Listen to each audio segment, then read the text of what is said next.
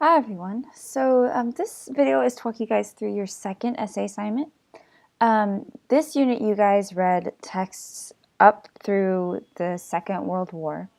And you read a lot of modernist texts with sort of different functions and different formats. You read poetry, you read narratives. So what you're going to do for this unit is you're going to choose two authors that you read in this unit. And you're going to compare and contrast them with the literary analysis. So much like the first unit, you're going to be incorporating elements related to the historical situation or the biography of the authors, but really what you're doing is you're comparing the literary elements and literary aspects of the poetry or the works with one another.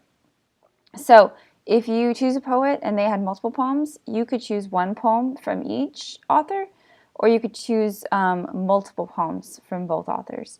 Whatever you do, just make sure that you are using at least two authors and two texts. I will say that it can be very hard to have really strong in-depth analysis if you're trying to cover a bunch of different works at one time. So I would highly suggest you do no more than just a couple of poems if you choose poetry. So you guys can choose works which you seem to naturally fit together, or you can choose works which are from sort of unexpected pairings of authors. So you can look at how they are similar and, of course, different in terms of the literary elements, the historical context, and the biographical context. So use the graphic organizer that you filled out to help you organize your thoughts. You are required to have at least one scholarly article incorporated into your analysis from the TCC database. This means it's from a scholarly journal. It's not just an online source like PBS. Your essay is going to be due on Sunday, July 29th at midnight, and your essay, it has to be 3 to 4 pages in length and requires standard MLA formatting. So remember that your essay will be checked through SafeAssign and that you have to write the minimum page length, so that means 3 pages down to the bottom. At minimum, you can always go over, but that's the minimum requirement. So you guys have read Frost and Eliot and Hemingway and Fitzgerald. Next week, you're going to read McKay, Hughes, and Zora Neale Hurston. So you can choose the works from any of these authors that you like. So the choice of topic and literary work that you choose to talk about is yours. So this is purposefully broad, so choose carefully. Discuss the works and the literary aspects of the text in depth, and then incorporate your secondary historical and biographical knowledge and information to contextualize these works. So you'll need lots of good solid evidence from the text and a well-chosen source to support your claims. Now, the scholarly article is required. That doesn't mean that you can't use other sources as well. Just make sure you cite them. So some ideas to think about. How do the works connect in terms of the theme or other major literary elements? How are the structures of the works similar or different, and how does that impact the meaning? So how does something like Hemingway's prose fit with Robert Frost's poetry? Or how does Zora Neale Hurston's prose fit against Langston Hughes's poetry? Or mix and match in unexpected ways, things that you might not necessarily naturally fit together. What kind of connections can you make between them?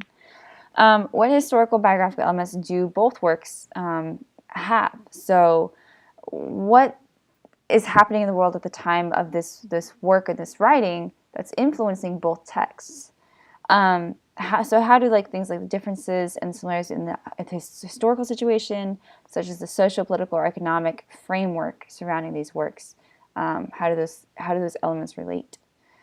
So you guys are going to be assessed on the criteria of making sure that you have a fully developed argumentative thesis statement, good analysis of the work, and it works and has made their major concepts, lots of solid evidence from both works to support your claims, both from the primary and the secondary sources, appropriate page length MLA formatting, and then of course making sure that you do use at least the one scholarly source with citation in text and on the bibliography. And then a fully developed essay structure with significant intro and a thesis, clear main ideas, and a conclusion. And then a nice, clear, clean organization of your ideas across these thematic concepts. So you don't want to have a paragraph for one author and then a paragraph for the other, you want to make sure that you're connecting the two authors across ideas.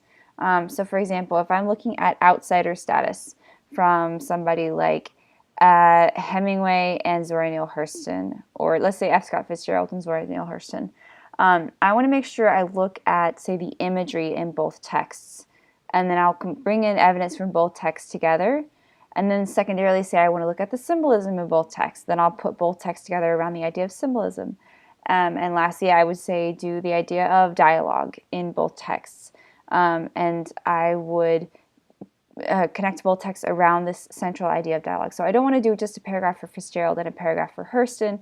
I want to make sure I'm connecting the two texts across these ideas, because that's showing me a depth of analysis. So if you guys have questions, let me know. But otherwise, again, this is purposely broad, so make sure you choose wisely and go ahead and get started on your writing.